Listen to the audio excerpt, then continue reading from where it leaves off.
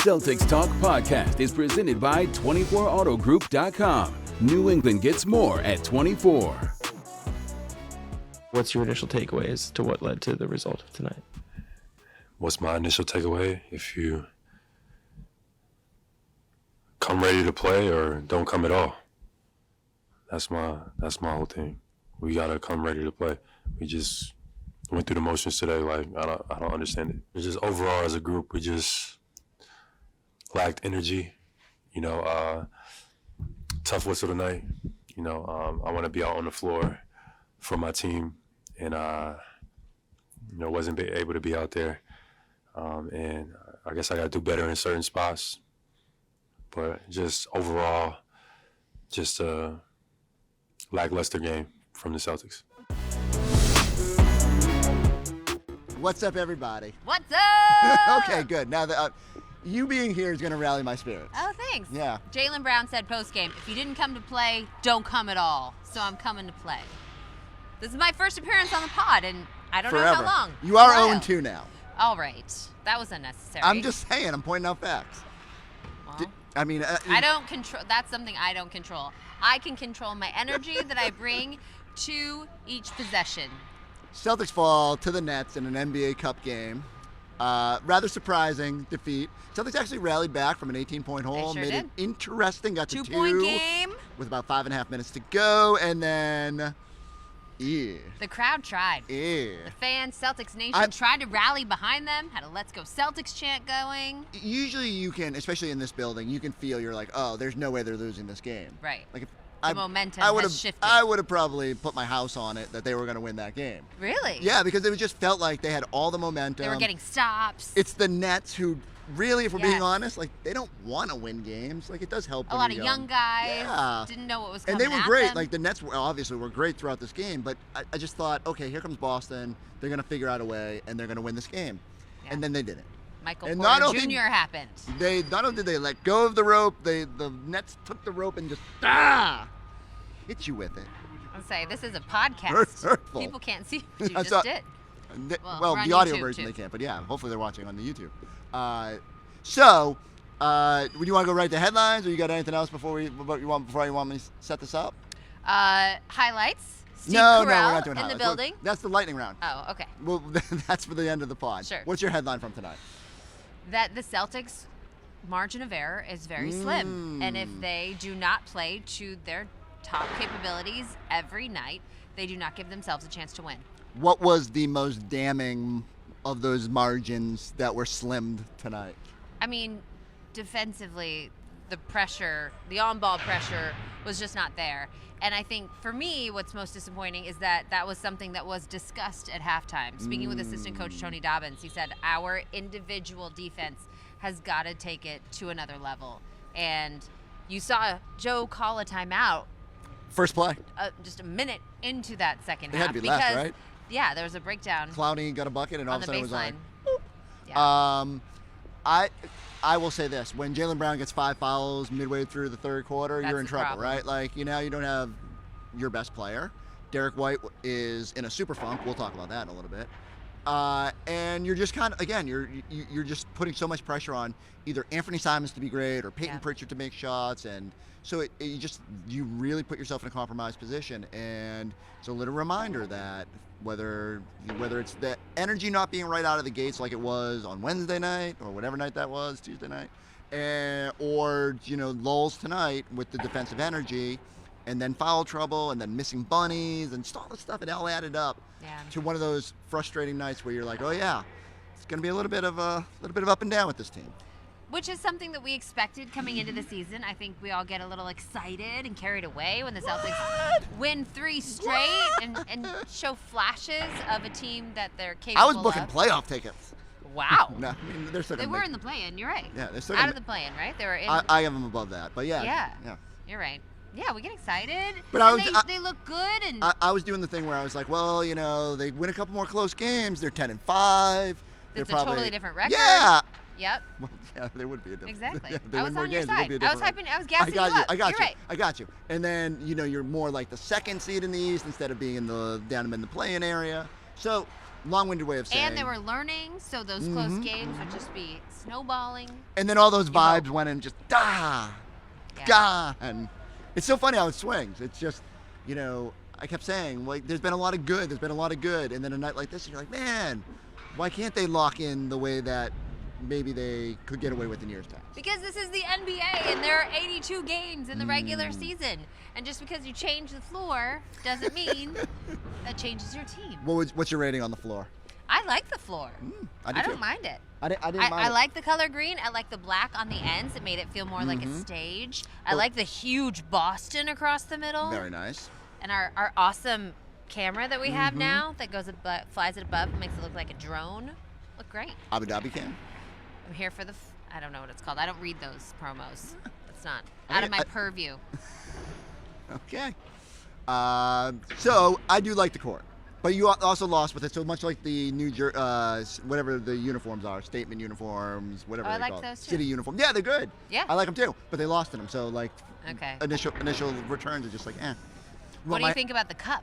Well, Are you pro cup? I'm glad you asked, because my headline tonight is the NBA Cup is so overrated. So overrated. What? Like what? We're What not does the that Lakers. mean? Overrated. What are you saying?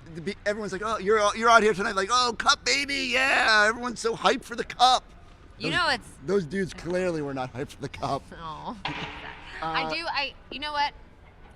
I blame Scal. This is Scal's fault. Because he talked to Derrick White He talked to pregame? Derrick White Yeah. during warm-ups, took Threw him him out off. of his headspace, messed up his entire routine. Think about this, Derrick, that should probably be my headline. But in general, the first 2 years of the cup, I said, oh, the Celtics are definitely winning this thing, and they didn't even come the close. first year, didn't they? I don't know, because At one point there was a put it chance. this way, we have never been to Vegas. In Indy, we were in. I think it was the first year. Yes, and then we went to Indy in the knockout round. Right, yes. And got Okay. pummeled because that was like Thank you. Indy's on the come up. They got up for every game Yes. against us. That was the year we played Indy like 5 times. A lot of 6 times. times. A lot of Aaron Neesmith. And then we played them in the playoffs. Yeah, that was good. That was much better times. Okay. That was a good time. So every time I get this like a credential alert that like, oh, you are authorized to go to Vegas if your team makes it. And now there's nights like this where you're like, probably not gonna put that to use. So Yeah. you win some, you lose some. Celtics have lost 2. So I'm done. I can do without a I'm Vegas done with the trip. cup. So I'm all right. Wednesday night when you play Detroit, it's just about, hey, go out there against a really good team and Yeah. be better. We would like to get a win against Orlando first on Sunday. Well, we'll cross that bridge in a minute. Okay. Derrick White. Are we just blaming Scale? No, and I was joking about that. I wasn't. I don't like to see Derrick struggle. It's so weird because We're Buffaloes. I forgot We about are the connection. one. We went from fourth quarter Derrick the other night and being like, Yeah. oh, Derrick's so back. Well, but he had a couple rough quarters before coming through. In the I'm a fourth. prisoner of the moment. But and he So- was hitting threes. He was. He was taking charges. Yep. He was blocking shots. Michael From Porter Jr. behind. It felt like, oh, okay, maybe this is the moment that Derrick gets a little bit more unlocked. Yeah. So what do you think is causing Derrick's struggles? I got no clue.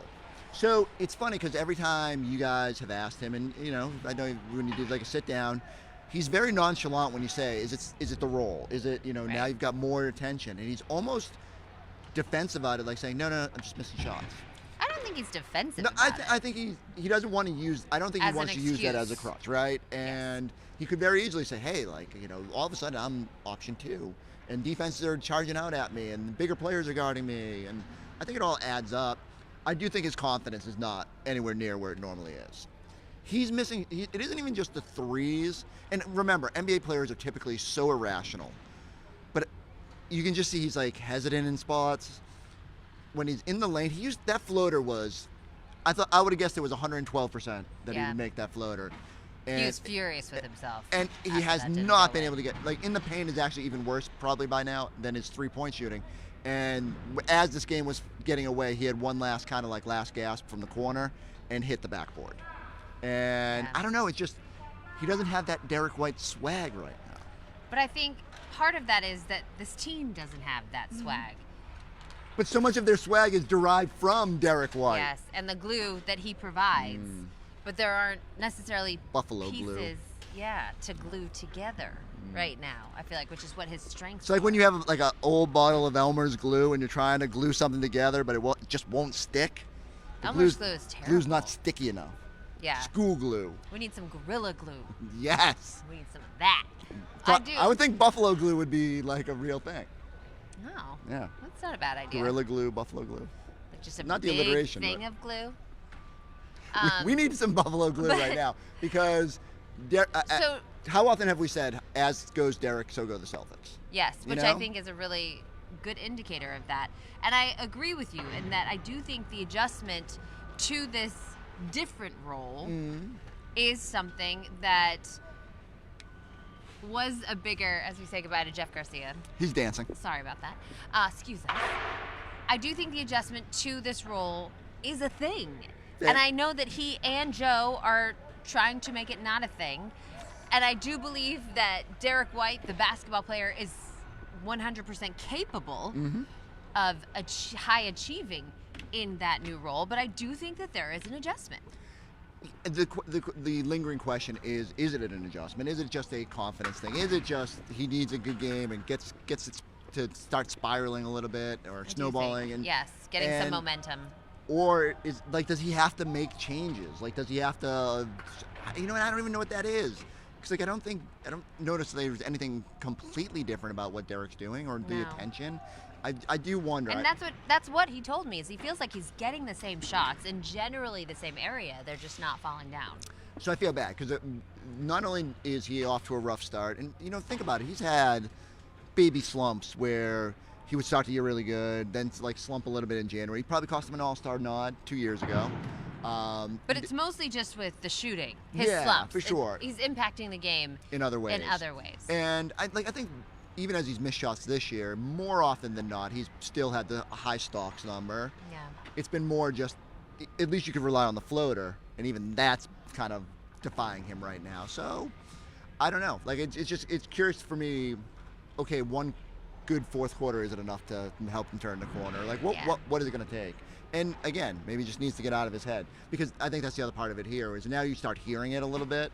And I don't think he sits there and goes, "Oh man, the media's on me," or No, the he's pundits not that are kind of person. Exactly, but you still, to say you don't hear it would be a lie, And even if it's just Jalen admitted as much Right. on his Twitch about the left hand. see, they hear everything. That's the left, right? Yes. Okay. I don't know if they hear everything, but yes, in mass. They hear a lot. Although I will never doubt Derrick White. Fair. Let me state that. Derrick will get back to being Derrick. I sure hope so. The quicker that happens, the quicker the Celtics will launch a little bit more than what we've We're seen. coming off. They've won 3 of their last 4, Chris. Prisoner of the moment, Abby. I'm a prisoner of the moment. All right. Well, Let me sulk after losses, and be like, hey, book the finals tickets after wins. okay. Just the way I roll. All right. You're right. I haven't done this in a while. I'm sorry. I forgot what the roller coaster is. That's like. okay. That's The okay. Riding. That's okay. I usually get to go home after the game, but Not not anymore. today. Not tonight. Well, I don't know. I don't think we're back here for a while. So, having a vehicle you can rely on, that's important. That's why you can rely on 24 Auto Group. They will treat you like family. And that's because they are family owned and operated. They're honest, easy to work with, and they just get it. Whether you're looking for something sporty, something luxurious, or just a solid everyday ride, 24 Auto Group always comes through. With 9 brands and 11 locations across New England, there's something for everyone. And here's the best part. They've got the knack to save you more on a new or pre-owned vehicle, and the knack to pay you more for your trade, up to $2,400 over book value. You can even drive home with just $24 down. So if you want the best deal without the runaround, go see my guys at 24 Auto Group, because you always get more at 24. Online at 24autogroup.com. Let's go a little lightning round. Let's try to find some positives from tonight. Okay. And I know which one you want to go with. Steve Carell is in the building. So exciting. I'm so bummed I didn't get to meet him. Both Scal and Drew got to talk to him. They said he was lovely, so kind. Did not get to speak to him. What would you have said if you did? Do you have any lines? You got like one-liners ready in your pocket? So this is, that is the hard part. We're like, what do you do? Do you? Oh, maybe that's what Derrick should do. Actually sew pockets into his shorts. I just had an idea. I thought Pulling you the meant threes I out. thought you had like a Steve Carell line. You want that him was to gonna change sell something. him. Maybe he could put different pockets in. He needs to change up the pockets because the threes aren't falling. He needs to check the pockets, and maybe there's like a hole. I mean, basketball shorts are like dresses, right? They just don't have pockets. It's true. So sew in some pockets, Andy Mannix. Okay, sorry. Continue with Steve Carell. I don't have a line that I think like. You forget how much he's been in. He's done a lot. Yeah. And like I think the default to me was like, oh, throw something office at him, but no. I think you start thinking about the basketball game in the office scene, the Michael Scott paper dream team. Oh my gosh, I forgot about that. Yeah, like which the Celtics played like tonight. So it happens. I stole that from Kevin Miller. But everybody's getting a shout out. Yeah, they really are. You know what? I like to when I appropriate someone's joke, I give them credit. I like to give credit. Unless it's really funny, then I wait like 2 episodes. Then I say, oh. But from Anchorman to Despicable Me with my News kids team love. assemble. Yeah. Oh yeah. So it's Okay. yeah. I don't know. But just exciting. The Celtics got the the morning show. He did not play a good character in that. Barry. Cameron Barry is a big Apple TV guy, like maybe the biggest Apple TV guy I've ever seen. He's like, every time he gives me a recommendation, I'm like, man, I don't got Apple TV. I got Peacock, all right? All I got is Peacock. One of the shows Barry recommended, I was having nightmares after I had to stop streaming. What was the one about the... Barry's a terrible influence. Anyway. Okay, Steve Carell, exciting to have a celebrity in the house. And you know, I keep saying this. Like, Paradise is the one that I had to stop watching. I wish we'd put on a better show for these celebrities when they show up. So they come back. Yes. Please don't leave us. Right. Do we know, is Bill Chisholm friends with Steve Carell? Could this be a regular thing? Well, all I know is that the poor Chisholm children got booted to the back row so that Steve Carell could sit there. I don't think they're mad about it. I did learn tonight, also from Kevin Miller, that Steve Carell's from Concord, Mass, and owns a general store in Marshfield. So maybe I'll just go there, or we should go there randomly and we can workshop our one-liners so that when he comes back, we're ready. When I was in college, I used to golf in Marshfield like every day. Oh, okay. It was a long commute, but it was worth it. I don't know Green where that Harbor, is. Green something. Yeah, I'm sorry. Shout out to Marshfield. Marshfield. While we're giving out shout outs tonight. What's your other positive? Other positives. Ugo played. Ugo! Okay, can I... Shout out Marshfield. I don't know. He's probably been once or twice. Okay, so I got a bunch of Ugo stuff. You want to talk about... Go. You do the basketball first. You have non-basketball Ugo stats? Yes. Wow. Not stats. Talk about burying the lead in this podcast. So I've probably been guilty, and I don't second guess Joe. Joe knows more basketball than I will ever know. I used to second guess Brad Stevens, and everyone would be like, "What are you doing?" Like Brad Stevens is really smart. Okay, yeah, you're right. But if Joe has maybe a teeny tiny blind spot, it's playing rookies. And I was surprised at the start of the year when Ugo got a fair amount of run. Yeah. In his first 5-6 appearances, he guarded 8 different All-Stars. Cade Cunningham, Jalen Brunson, like down the list. And I was like, wow, they trust this guy. And then since that Memphis game, he's been on the side of a milk carton.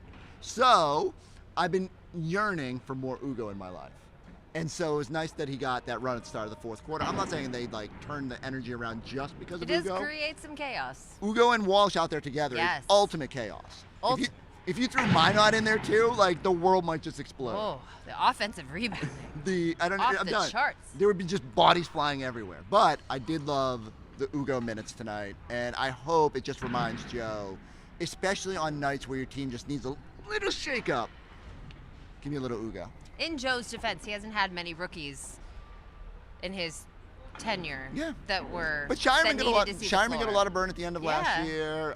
Jordan Walsh, maybe not so much a couple of years ago. But it was a pretty veteran-laden team with a lot of talent this at the top. This team is not veteran-laden, and they have some talent, but they need to figure some stuff out. So Ugo me up. All right.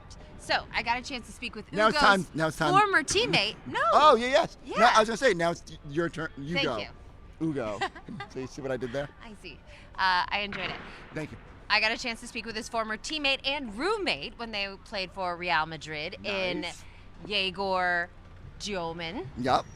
I'm trying really hard. Sorry. Dioman. Yegor. I'm going to stick with Yegor. So I talked to Yegor when I was in Brooklyn, and he was very complimentary of Ugo and said, so Ugo joined the Real Madrid club when he was 9 years old, a veteran. When Yegor arrived, he was 15 years old.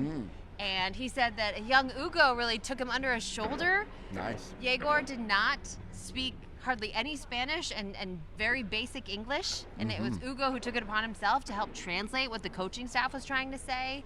And they were fast friends, and he really saw the Ugo that I think we all believe can be a guy for this team. And he said he carried a lot more offensively for Real Madrid. Which is interesting because, again, he didn't play a lot. Well, in the 3 years that they played together before he got promoted up to the premier team. And so that's encouraging because I think in these small offensive bursts we've seen, he's hit threes, he looks confident, he's got that little swagger to him. We saw him hit one off the dribble at one point. I need some more Ugo in my life.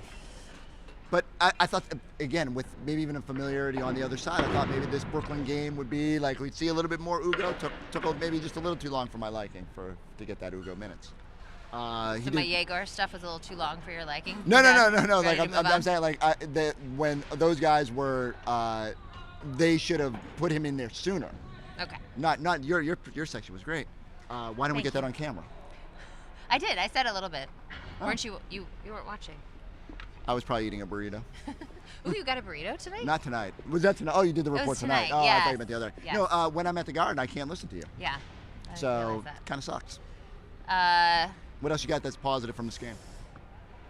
Positive. Peyton still hitting threes. First half. That's encouraging. First half was good. First half. Second half was. True. He did hit a layup later. Anthony Simons. Yes. I feel like you're convincing yourself on that one. I just feel like there was a lot put on his shoulders. They were like, okay, Anthony, take the ball and go get us back from 18 down. You can't have Jaylen Brown either. He's on the bench. It's a lot to ask of a human. It is, but it's also, hey, like I'm sure he's sitting there going, man, when he's playing six-man role, he's thinking, I can do more. I want more. Throw more on my plate. Well, he got it. And I thought for long stretches of this game, he was good. I think this little, let's call it 3-4 game stretch has been some of his best basketball, where not only creating for himself, he's creating for others. When he limits the turnovers, it's been very good. And more than anything, I keep saying this, but, because I keep forgetting how many different shows I've said this on, but Evan Turner sitting next to me tonight. Anthony Simons was a rookie on that Portland team while E.T. was there. Yep. So he has this great, he's watched the development, right? From the kid who carried his bag to the plane to now the guy who's actually fighting to defend. And Evan was marveling. He's like, look at him. I've never seen him play defense like this. Oh, that's great. And he almost had a chase down block, which I think Evan would have left the building. But yeah. Joe said tonight this was the best defense he's seen Anthony play. That's all you can ask for, is for him to try and compete. And it's not always going to be perfect, but I will take someone working their ass off and being like, okay, you just got scored on, versus when he gets backdoor cut and I'm like, come on, got to focus a little bit here. But a lot of other guys were guilty of that tonight, and not Anthony Simons. C.J. McCollum, also a former teammate of Anthony Simons. When he was here, we got a chance to speak with him. And you forget how young Anthony was when he came into the league. He was basically out of high school. And so taken under his wing by Damian Lillard and playing with that Portland team where offense was at a premium at all times. And so it is a bit of a different environment and culture here in Boston. I keep reminding myself, I think Anthony Simons and Baylor Shireman are the same age. They're which not. Doesn't make sense. They are the same age? I think they're both around 26. I'm like, Anthony's going to turn 27. Baylor might be turning 26. Okay. But, again. They don't feel that way. Right, because Anthony Simon's been in the league for 7 years and Baylor Shireman's been in the league for 2 years. So, it's... Another positive. Ooh. Evan Turner. Yes. E.T. in the house on the broadcast. I was going to go with Abby got to be on the concourse for the first time in history. That was fun. We might have been filming something on the floor, and as such, you got to come up to our little... It's nice up Did you need a there. map? I love all the fans in the back. That's People great. loved you. But yeah, Evan Turner being in town was super cool. I had this in my mind. I said, man, he was here for 5 years. It was 2 seasons. And, I agree with you 100%. Right? Yes. Because he packed so much into those 2 years. One, it was the crazy 22-player year that it was his first year, and then they and that was such a redemption story. Yes. They picked him up, and Like literally, he was. I asked him yesterday. We were doing the podcast, and I said, "Well, tell me about that summer. It went okay in Indy, but then all of a sudden you're just out of a job." Right. And that after the I'd Philly forgotten about debacle, that. and he was like, "Yeah, like I kind of felt unwanted." And then here comes Brad and Danny, and he said the best part is he was like, they were brutally honest. They're you're all right. You might not start every game. Like they said, once they got Isaiah, they pretty much told him, Isaiah runs the team now, and he's like, whoa, like I'm a ball handler. I can do this. And so, Evan's always taken a great approach. I joke with him. I don't think we've had quite as good of a quote since he's left. Like Luke Cornett was obviously an elite quote. Blake Griffin, pretty good. Blake was amazing, but they're just different, right? Yeah. Like the ET's humor level, Brad taking the snacks on the plane, and like all that. Oh my stuff. gosh, I forgot about that wasn't that night. amazing? So- And then Tracy calls Brad and yells at him for taking the snacks And away. then I got on the plane, and Brad was like, Abby, what did Evan say? And I'm like, he said you took away the food on the plane. And I was genuinely concerned. I was like, Brad, is there food back there? Do we have snacks? And he's like, I never said that. I said nothing like that. Well, Brad got a call from Tracy, his wife, and was like, hey, you can't take away the snacks from the players. Brad's like, what are you talking about? And she said, everyone's saying that, Evan Turner said in a media scrum that you took away the snacks. So then Brad went and found Evan and was like, hey, you need to stop making jokes. You're getting me in trouble. So that too, Brad got Evan a lot of money in his next contract There's in an Portland. ultimate respect. Yes, And yeah. Evan Turner and Brady Even after all of Stevens that, yeah. are still like really Aw. buds. Amazing story. And what really put it in perspective for me was at one point, so Evan's sitting next to me all night. We're having great conversation. At halftime, I go, hey, I got to go do a quick halftime show. And I come back and he's gone. I look up, he's in Brad Stevens' box. Oh. He totally He deserted was like, me. what am I doing down here? He's I like, could be in a suite right now. Why am I talking to this nerd? No, not like Out. that. So, but the holiday season also always makes me think of Evan Turner. I actually told him this the other day. Because, we used to ask, like, what do you ask for Christmas? What are you getting? Oh, we're getting the wrap. And he's always like, I asked for socks. And I'm like, what? Why are you asking for socks? He's like, I ask for things that I'm not going to buy myself. And Elite. if I want something, I will go get it. And I Right. don't want to go buy myself socks. When you sign for $70 million in Portland, you can go get yourself whatever you need. Yep. I respect it. I hope we get more Evan Turner on our broadcast. It's good perspective. Again, even when we sat down the other day, I'd forgotten that he was an assistant coach. Oh my gosh, I forgot about that too. Right? How was that? Whoa. Life. When was that? 2020, 21. So pretty much a pandemic year, and like. Was that No, not the Ime year. No. Okay. Oh yeah, still Brad, because Brad hired him to be a coach. Life comes at you fast. Man, it does. And you can't take all the losses so hard, Chris. See, I bet We got, what are we? So they're 8-8, back to 500. It's not so bad. not so bad after 82 all. minus 16 numbers, guy. How many games left? The point is we got a long way to go. I was told there'd be no math. While I figure that out, I need you guys to go like, go subscribe, go remind Abby that she's 0-2 in the comments. I would say, don't worry, I won't be back for a while. So I hope Don't promise that. I won't ruin this for everyone else going forward. We'll get you next time on the Celtics Talk Podcast.